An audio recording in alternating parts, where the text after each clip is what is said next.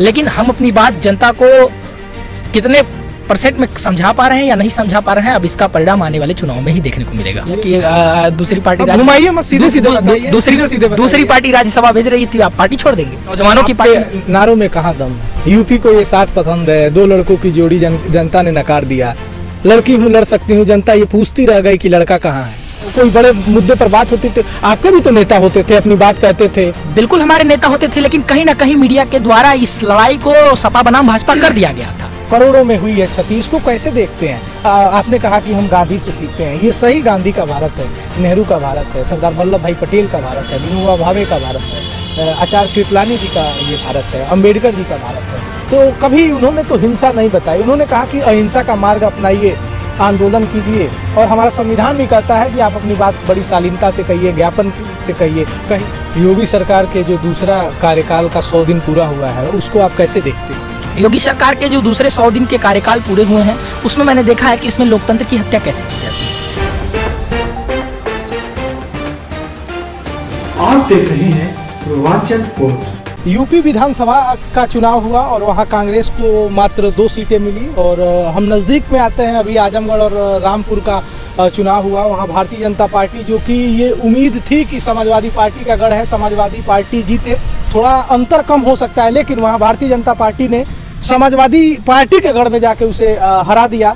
और ये उम्मीद की जा रही थी कि शायद कांग्रेस अपने उम्मीदवार उतारे, लेकिन कांग्रेस ने अपने उम्मीदवार नहीं उतारे। और जब उत्तर प्रदेश विधानसभा का चुनाव था, जब भारतीय जनता पार्टी जीती और जब समीक्षा करने का वक्त था कांग्रेस का या फिर बहुजन समाज पार्टी या फिर समाजवादी पार्टी का, ये अभी समीक्षा भी नहीं कर रहे थे। और भारतीय जनता पार्टी गुजरात चुनाव को लड़ने की अपनी बिसात बिछाने लगी। तो इसी संदर्भ में हम बातचीत करने आए हैं NSUI के प्रदेश प्रवक्ता अंकित पांडे उर्फ टाइगर जी से, और ये जानने की कोशिश करेंगे कि जिस तरह से कांग्रेस में बिखराव हो रहा है, जिस तरह से कांग्रेस के बड़े बड़े नेता टूटकर भारतीय जनता पार्टी में जा रहे हैं, ये क्या कारण है कि इतनी बड़ी पार्टी जो एक छत्र राज कभी करती आई थी, आज पूरी तरह से बिखर गई है और चंद राज्यों में कांग्रेस की सरकार है। तो इसी संदर्भ पर बातचीत करेंगे। औपचारिकता के लिए मेरा नाम है शशि भूषण तिवारी और आप इस समय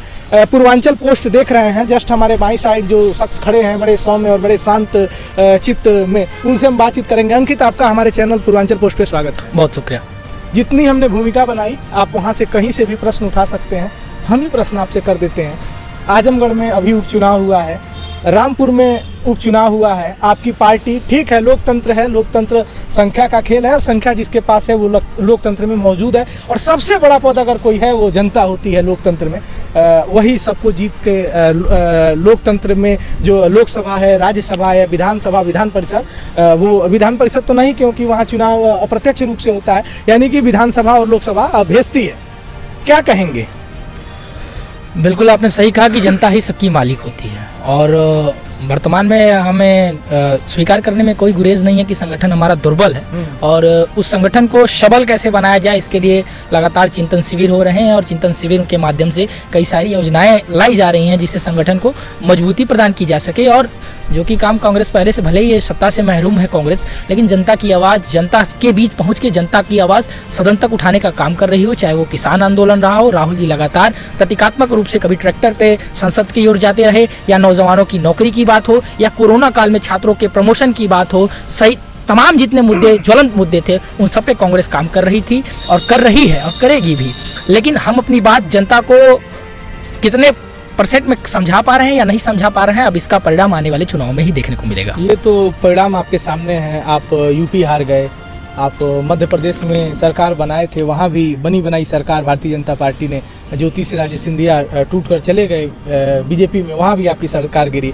राजस्थान गिरते गिरते बच गया है ना, महाराष्ट्र में आपकी सरकार गिर गई। तो आप जहाँ बना पा रहे हैं वहाँ भी चले जा रहे हैं। और जो सबसे बड़ी बात है कि जहां एक तरफ भारतीय जनता पार्टी ने नारा दिया कांग्रेस मुक्त भारत का, आज वो कांग्रेस युक्त देखिए आपके बड़े बड़े नेता, जो कद्दावर नेता ज्योतिरादित्य सिंधिया कभी राहुल गांधी के सिपा सलाहकार हुआ करते थे, वो चले गए। तो बड़े बड़े नेता के टूटने का कारण क्या है? और बयान भी सबके एक है। देखिए, बयानों पे मैं नहीं जाना चाहूंगा क्योंकि जो लोग जनता पूछेगी ना, प्रवक्ता है। बिल्कुल, हम जनता की बात को जनता की तरह से देते हैं, बताते हैं आपको कि कौन जा रहा है पार्टी छोड़ के। समस्या और प्रश्न दोनों ये है। पार्टी छोड़ के वो लोग जा रहे हैं जिनकी कोई अस्तित्व नहीं थी और पार्टी ने उन्हें पहचान दिया। पार्टी ने उन्हें मंत्रालय दी, पार्टी ने उन्हें हारे हुए प्रत्याशी जितिन प्रसाद रहे हो, या बहुत सारे ऐसे उदाहरण हैं जो चुनाव हार चुके थे, फिर भी कांग्रेस जैसी पार्टी ने दयालुता दिखा के आपको बड़े बड़े मंत्रालय दिए। और कांग्रेस के जब अच्छे दिन थे तो आप तो पार्टी के साथ बहुत आनंद में रह रहे थे, उस समय आपको राहुल जी से कोई शिकायत नहीं थी। लेकिन जैसे पार्टी के दुर्दिन चालू हुए, आप पार्टी से भागना शुरू कर दिए। हाँ, ये हिजरत करना कहाँ से सीखा? मैं ऐसे नेताओं से, ऐसे लोगों से पूछता हूँ कि जब हमें आपकी ज़रूरत है, हम एक पेड़ को लगाते हैं इस आशय से कि हम उसको पानी देंगे और खाद देंगे तो एक समय पे आएगा कि वो हमें फल देगा। तो ऐसे पार्टी ने कई ऐसे कार्यकर्ताओं को सम्मान का मौका दिया, मंत्रालय दी, बड़े बड़े चुनाव लड़ने के अवसर दिए, कई प्रदेशों के अध्यक्ष बनाए।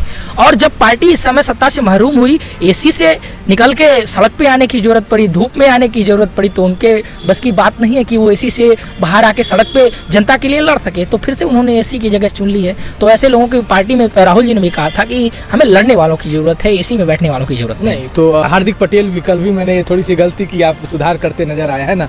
तो हार्दिक पटेल ने जब कांग्रेस छोड़ा तो उनका भी कारण एक ही था कि राहुल गांधी मिलते नहीं हैं, जो बड़े नेता हैं वो मिलते नहीं हैं, है ना। और हेमंत विश्व शर्मा भी वही बात कर रहे थे कि जब मैं दिल्ली गया राहुल गांधी से मिलने तो वो दिल्ली में अपने कुत्ते को बिस्किट खिला रहे थे, लेकिन हमको समय नहीं दिए। तो 2015 में वो बीजेपी ज्वाइन करते हैं, आप देखिए कितने मतलब कि असम के मुख्यमंत्री। देखिए, मैंने बताया ना कि आपको संघर्ष नहीं करना था, और जितने लोग दावर नेता रहे, जितने, बिल्कुल हम पूरा सम्मान करते हैं जब तक वो कांग्रेस पार्टी में रहे, आगे भी उनके सम्मान करेंगे बतौर राजनीतिक रूप से। लेकिन व्यक्तिगत फैसलों पे उनके मैं टिप्पणी नहीं करना चाहूंगा। रही बात उन्होंने जो पार्टी के ऊपर और पार्टी के पूर्व अध्यक्ष के ऊपर आरोप लगाया है, उस पर बात करते हैं। ऐसी बात है तो आप पहले हार्दिक पटेल से शुरू करते हैं। हार्दिक पटेल गुजरात कांग्रेस के अध्यक्ष जब नहीं थे, उसके पहले उनका राजनीतिक अस्तित्व क्या था? वही हार्दिक पटेल हैं जो कभी अपने ट्वीट के माध्यम से कहते हैं कि भारतीय जनता पार्टी की सक्रिय सदस्यता वह व्यक्ति लेता है जिसके अंदर अमित शाह की जूती चाटने की क्षमता हो। तो मैं क्या ये मान लूं कि हार्दिक पटेल के पास वो क्षमता आ गई? वही हेमंत विश्वेश्वरैया हैं जिनको पार्टी ने कई महत्वपूर्ण जिम्मेदारी दी, बतौर सत्ता में रहते हुए आपने उस जिम्मेदारी का बखूबी निर्वहन किया, उसके लिए आप तारीफ योग्य हैं। लेकिन अब पार्टी के दुर्दिन है मालिक, हमें आपकी ज़रूरत है। हमने इसीलिए आपको पार्टी में बड़ी जिम्मेदारी दी थी कि आप एक लीडर हैं, एक मास लीडर हैं, और आप जब हमें ज़रूरत पड़ेगी तो आप संगठन को समय देंगे, और जब जनता को ज़रूरत पड़ेगी तो आप जनता को समय देंगे। तो जनता के ज़रूरत पे आपने समय तो दिया, लेकिन अब पार्टी को आपकी ज़रूरत है तो आप पार्टी छोड़ के फिर से भाग रहे हैं। तो ये गलत है। किसी शायर का एक शेर है कि कांटे गुल के साथ नहीं खिल सकते हैं, बुज़दिल खुल के साथ नहीं चल सकते हैं, और जो छोड़ गया बस उसको जाने दो, सब कोई राहुल के साथ नहीं चल सकते हैं। तो राहुल जी एक मास लीडर है और सबके बस की बात नहीं है कि जो राहुल जी के साथ चल पाए। योगी सरकार के दूसरे कार्यकाल का 100 दिन पूरा हुआ है और सरकार ने अपना रिपोर्ट कार्ड रखा है। उसमें अगर देखा जाए तो सरकार का ये कहना था कि लॉ एंड ऑर्डर एक नंबर का रहा। हमने मतलब जो भी अवैध रूप से था उस पर सरकार ने बड़ी कड़ी रूप से कार्रवाई की है। यानी कुल मिलाकर जो दूसरा बयान था जिस पे जोर था, और हम आपको बताना चाहेंगे कि उत्तर प्रदेश विधान परिषद का जब से गठन हुआ है 87 साल हो गए, पहली बार कांग्रेस का कोई सदस्य विधान परिषद में नहीं है, यानी कि विधान परिषद मुक्त हो गया कांग्रेस। देखिए, चुनाव जीतना अगर राजनीतिक सफलता है तो कांग्रेस इस सफलता पे इतनी बड़ी पार्टी को तो आज़ादी के समय से आप देखिए, पहले से कांग्रेस है और उनके मेंबर बनते आ रहे हैं। जवाहरलाल नेहरू से देखिए, और आज उनकी पूरी ये देखा जाए तो चौथी या पांचवी पीढ़ी है। क्या कहेंगे, विधान परिषद में एक सदस्य तक आपका नहीं है उत्तर प्रदेश। मैं बता तो रहा हूं कि अगर चुनाव ही जीतना एक राजनीतिक सफलता का कारण है तो कांग्रेस ऐसी सफलता को सफलता नहीं मानती। हम मानते हैं कि जनता की मुद्दा को किस तरह से, जनता के मुद्दे को हाईलाइट में लाया जाए और उन समस्याओं का निदान कैसे किया जाए। और रही बात चुनाव जीतने की, और विधान परिषद हो, विधानसभा हो या लोकसभा के अंतर्गत आने वाले, तो जरूर कुछ ना कुछ हमारे अंदर खामियां हैं जिस पर गहन चर्चाएं और काम लगातार निरंतर जारी है। और तो सुनते कहाँ? बिल्कुल सुनते हैं, सुनते नहीं तो G23 के जो 23 नेता थे, G23 का गठन हुआ था, उन्होंने लेटर भी लिखा सोनिया गांधी जी को, लेकिन कहाँ सुनवाई? कौन सा? उसमें से एक कपिल सिब्बल जी देखिए पार्टी छोड़ दिया। कौन सा लेटर लिखा, कब पार्टी छोड़ दिया कि दूसरी पार्टी दूसरी पार्टी राज्यसभा भेज रही थी, आप पार्टी छोड़ देंगे? पार्टी को सभा का दूसरी पार्टी राज्यसभा भेजी है, जिस पार्टी को उन्होंने ज्वाइन किया आप जाके पता करिएगा, वो राज्यसभा के सांसद है उस पार्टी से। तो आप कुछ डील करके जाते हैं। और मैं बताया ना कि जब सत्ता में हम थे तो आपको वो मलाई अच्छा लग रहा था। आप बताइए कहाँ का नियम है कि मीठा मीठा गप गप तीखा तीखा थू थू। तो अब इस समय पार्टी के तीखे दिन है तो आप उसको थू थू करके पार्टी को दरकिनार करके जा रहे हैं। लेकिन बहरहाल जाने दीजिए, हमें नौजवानों की जरूरत है और लड़की हूँ लड़ सकती हूँ जैसे तमाम कैंपेनों के साथ। और जो कांग्रेस का राजस्थान में चिंतन शिविर हुआ उसके माध्यम से हमें लगता है कि कांग्रेस फिर से नौजवानों की पार्टी। नारों में कहाँ दम? यूपी को ये साथ पसंद है, दो लड़कों की जोड़ी जनता ने नकार दिया। लड़की हूँ लड़ सकती हूँ, जनता ये पूछती रह गई कि लड़का कहाँ है। राहुल गांधी के बारे में लड़का उस समय 5 राज्यों के चुनाव थे और लगभग सब नेता पार्टी के जितने भी शीर्ष नेतृत्व जितने स्टार प्रचारक थे सब हम बात करते हैं यूपी को ये कह देना कि 5 राज्यों में चुनाव थे इसलिए राहुल गांधी जी नहीं आ पाए, आपके बहुत बड़े लीडर हैं। तो आपको मैं ये बता दूं कि अगर प्रधानमंत्री बनना है तो लोग कहते हैं प्रधानमंत्री का रास्ता यूपी से होकर गुजरता है। इसलिए कहा जाता है कि लोकसभा की सबसे ज़्यादा सीटें उत्तर प्रदेश में हैं और विधानसभा की बात ये कहा जाता है कि 403 सीटें हैं। अगर आपको मुख्यमंत्री बनना है तो लखनऊ से होकर गुजरेगा। तो ये तो सवाल था ही जनता के बीच में कि लड़की हूँ लड़ सकती हूँ, लड़का कहाँ? नहीं, बिल्कुल लड़का भी इसी यूपी में था। और आपको देखना चाहिए बनारस की जो रैली हुई थी, आप देख सकते हैं उसमें राहुल जी आए हुए थे और तमाम ऐसी रैलियां हुई और सभाएं हुई जिसमें राहुल जी आए। और जब बहुत सारे ऐसी घटनाएं हुई जिनके लिए किसानों को कुचल दिया गया, उस समय भी राहुल जी आए थे और यूपी पे आने पे उन्हें एयरपोर्ट पे आंदोलन करना पड़ा था, धरने पे बैठना पड़ा था, वो उन्हें जाने नहीं दिया गया था। तो ये बात गलत है। 2% आप वोट पाए हैं और जो 2 आपके विधायक जीते हैं, एक तो प्रमोद तिवारी जी की बेटी जीती है, वो भी कद्दावर नेता है, जो उनका खुद का वहाँ पर लोकप्रियता है, खुद की उनके वोटर है। और दूसरा आप जो सीट जीते हैं वो फरिंदा में शायद वीरेंद्र चौधरी जी जीते हैं। वहाँ एक नारा चल रहा था, हम लोग वहाँ गए भी थे, जनता वो का नारा खुद जनता ने बना लिया था कि हमको इस बार इनको जिताना है, 5 बार का हारा वीरेंद्र बेचारा। तो वहाँ की जनता ने खुद उनको वहाँ जिताया। तो आपने अपने बल पे कितनी सीटें निकाली? जो 2 सीटें आई हैं वो भी अपने बल पर आई हैं और एक सहानुभूति में सीट आई थी फरिंदा वाली। देखिए सहानुभूति कहीं नहीं, चुनाव हमने कांग्रेस के सिंबल पे जीता है। माननीय विधायक जो जीते हैं उनकी लोकप्रियता पे तनिक भी संशय हमें नहीं है, लेकिन चुनाव आपने कांग्रेस के सिंबल पे जीता है, यानी आपने वहाँ पे कांग्रेस पार्टी ने जीत दर्ज की है। और रही बात हमने 2% वोट अर्जित क्यों किया, क्योंकि पिछले 5 सालों से कांग्रेस मुख्य विपक्ष की भूमिका उत्तर प्रदेश में तो निभा रही थी, लेकिन जब चुनाव का समय आया तो मेन स्ट्रीम मीडिया जब मार्केट में उतरती है और फील्ड में जब वो दिखाने की कोशिश करती है तो ये चुनाव सीधा सीधा सपा बनाम भाजपा को बना देती है। कहा आपको मौका नहीं दिया गया? हमें पूरा मौका दिया गया। पांडे जी बताइए, हमें पूरा मेन स्ट्रीम मीडिया थे, अगर कोई बहुत बड़ा डिबेट चलता था, कोई बड़े मुद्दे पर बात होती थी, आपके भी तो नेता होते थे, अपनी बात कहते थे। बिल्कुल हमारे नेता होते थे, लेकिन कहीं ना कहीं मीडिया के द्वारा इस लड़ाई को सपा बनाम भाजपा कर दिया गया था और जनता को हम कहीं ना कहीं ये समझाने में नाकामयाब हुए थे कि आपको जिस चीज़ की ज़रूरत है, आपको रोजगार की ज़रूरत है, आपको शिक्षा पे ध्यान देने की ज़रूरत है, आपको स्वास्थ्य की तरफ ध्यान देने की ज़रूरत है, आपको बिजली की तरफ ध्यान देने की ज़रूरत है, आपको सड़क की तरफ ध्यान देने की ज़रूरत है। ये तमाम मूलभूत सुविधाओं के लिए बात करनी थी जनता को, कहीं ना कहीं ये समझाने में हम विफल रहे, ये हम स्वीकारते हैं। और हमारा जो वोट था मेन स्ट्रीम मीडिया के कारण वो सपा की तरफ शिफ्ट हुआ, जिससे आप परिणाम देख सकते हैं, सपा की सीटें बढ़ी। उस पर हमें काम करना होगा और उस पर हम काम कर रहे हैं। योगी सरकार के जो दूसरा कार्यकाल का 100 दिन पूरा हुआ है, उसको आप कैसे देखते हैं? योगी सरकार के जो दूसरे 100 दिन के कार्यकाल पूरे हुए हैं उसमें मैंने देखा है कि इसमें लोकतंत्र की हत्या कैसे की जाती है। मैंने इसमें देखा है कि केंद्र सरकार की तरफ अगर आप कोई काम अच्छा करेंगे बिल्कुल मैं उसकी तारीफ करूंगा। अगर वर्तमान सरकार 100 दिन के अंदर अच्छा काम करती तो मैं बिल्कुल उसकी तारीफ करता, लेकिन अगर केंद्र सरकार कोई योजना लाती है और उस योजना से युवा सहमत नहीं है तो लोकतंत्र में किस प्रकार से अपने विरोध को प्रदर्शित करेंगे? आप बताइए। हमने गांधी को पढ़ा है, गांधी के रास्ते को जाना है। लोकतंत्र में हमने ये जाना है कि अपनी बात को गूंगी बहरी सरकारों तक पहुंचाने के लिए, जो नियम गलत लाए हैं उन तक पहुंचाने के लिए शांतिपूर्वक आंदोलन का मार्ग हमें आदरणीय बापू ने दिया है। तो उस शांतिपूर्वक आंदोलन करने के लिए जो वह लड़का किस प्रकार से अग्निवीर योजना आप लेके आते हैं, लड़के उसको शांतिपूर्वक अपनी बात को ज्ञापन के माध्यम से, धरने के माध्यम से, शांतिपूर्वक धरने के माध्यम से अपनी बात राज्यपाल गृह मंत्री तक पहुंचाना चाहते हैं, लेकिन परिणाम स्वरूप आपने क्या किया? लॉ एंड ऑर्डर मेंटेन करने के लिए लोकतंत्र की हत्या कर दी। जिन ग्राउंडों पे बच्चे दौड़ने जाते थे सुबह शाम, उस पर पुलिस की गश्त हुआ करती थी और बच्चों को यह धमकाया जाता था कि अगर आप कहीं से भी कोई किसी भी तरह के धरने या किसी चीज में लिप्त रहेंगे तो आपके घर को बुलडोजर से ढा दिया जाएगा।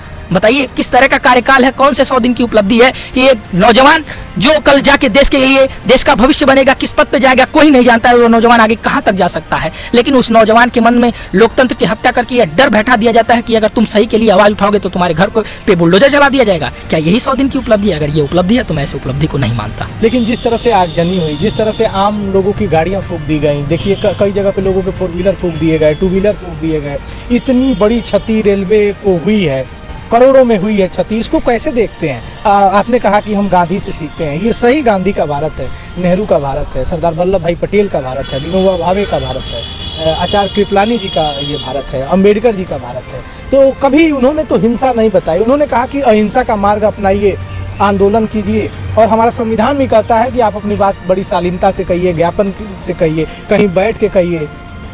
गांधी जी तो भूख हड़ताल पे बैठते थे अपनी बात कहने के लिए।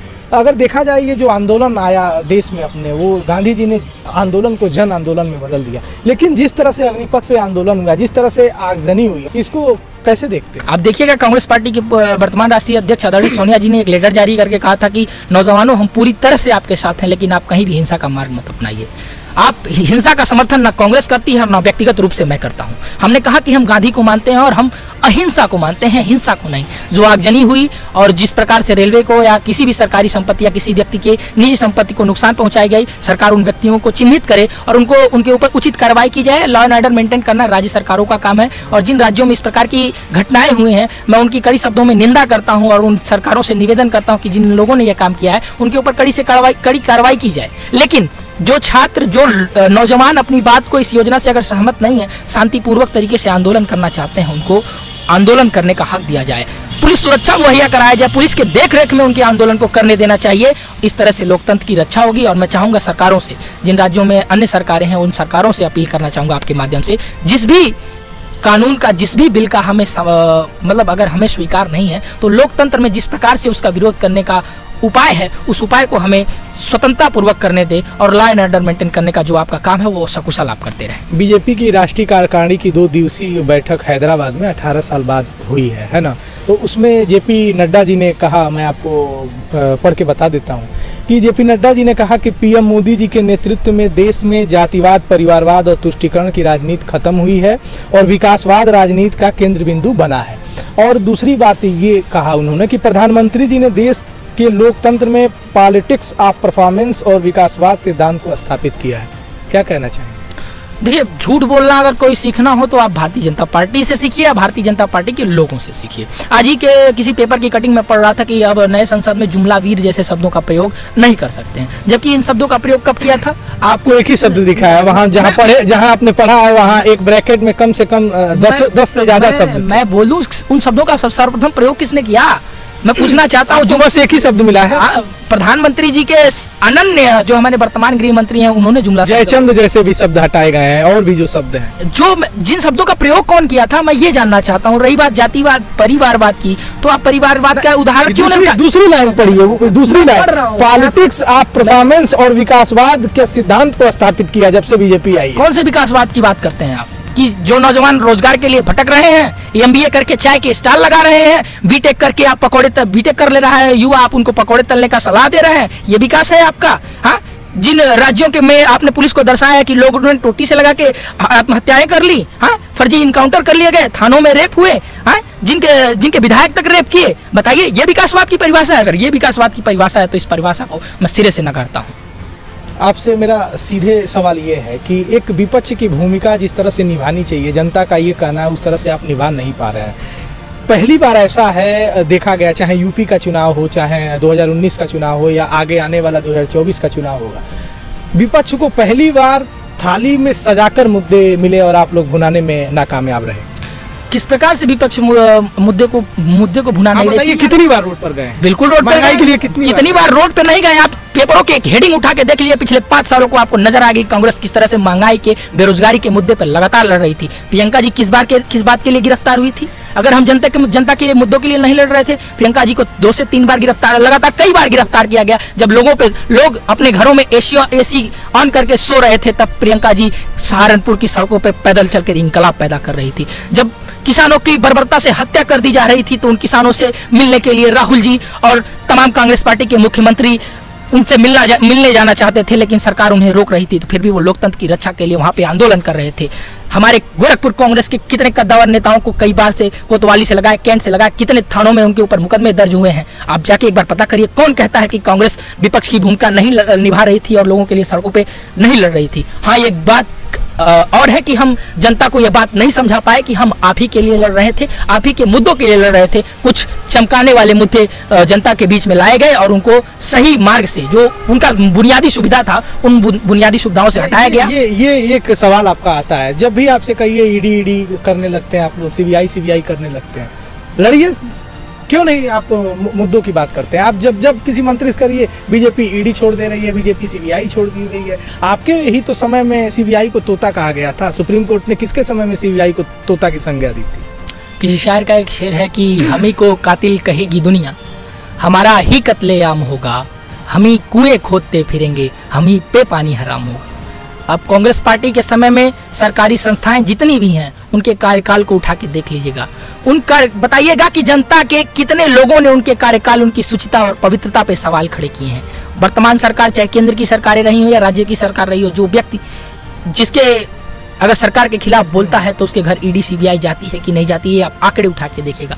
दैनिक भास्कर एक अखबार है, जाके देखिएगा कि 2-3 दिन उन्होंने सच लिखा, उसके मालिक के वहाँ सीबीआई की रेट पड़ गई, ईडी की रेट पड़ गई। बताइए, अगर सीबीआई को तोता किसने बना के रखा है? जो लोग इल्जाम लगाते थे सीबीआई को तोता बनाने के लिए कांग्रेस के राज्य में, उन लोगों को जाके बयान पढ़ के आइएगा। जो लोग 2G स्पेक्ट्रम घोटाले पे कांग्रेस के ऊपर आरोप लगा रहे थे, उन्होंने माफी मांगी। जिन्होंने कोयला घोटाले के ऊपर कांग्रेस के ऊपर आरोप लगाए, उन्होंने माफी मांगी।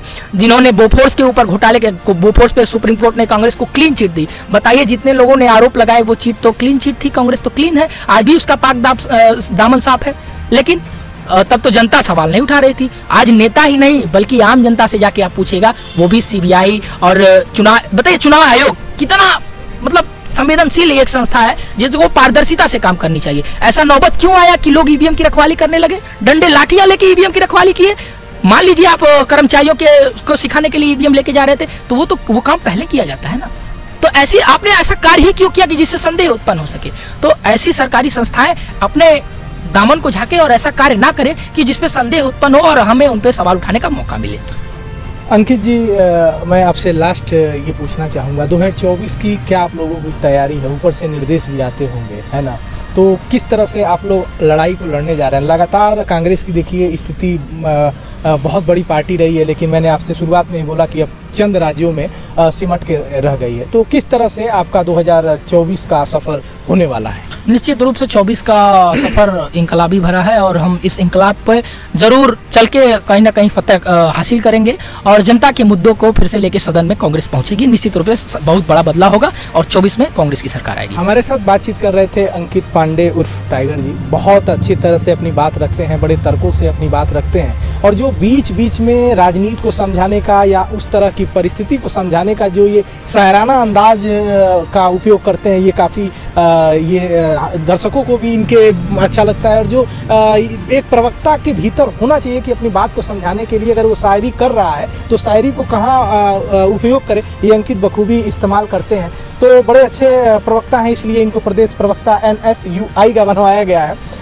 तो ये बड़ी अच्छी बातें रखते हैं। और पूर्वांचल पोस्ट की तरफ से हमने जितने भी तीखे प्रश्न थे लगातार हम कर रहे थे, किसी भी तरह से हटते नज़र नहीं आ रहे थे अंकित पांडे जी, और लगातार पूर्वांचल पोस्ट के जो भी सवाल थे उनका जवाब दे रहे थे। और जो बीच बीच में इन्होंने शायरी का उपयोग किया, मैं एक बार फिर कह रहा हूँ, राजनीतिक रूप के जो प्रश्न थे और कहाँ इन शायरी का उपयोग करना है अंकित बखूबी जानते हैं। ऐसे ही लोगों से हम मिलते रहेंगे, पार्टी के युवाओं से हम बात करते रहेंगे। जो भारत है और भारत की जो आबादी है सबसे ज़्यादा युवाओं की है, तो युवा सोच को हम तरजीह देते रहेंगे और जानते रहेंगे हर पार्टी के युवाओं से कि क्या सोच है पार्टी की और वो क्या सोचते हैं। कैमरा संभालने सानू, मेरा नाम है शशि भूषण तिवारी और आप इस समय पूर्वांचल पोस्ट देख रहे हैं।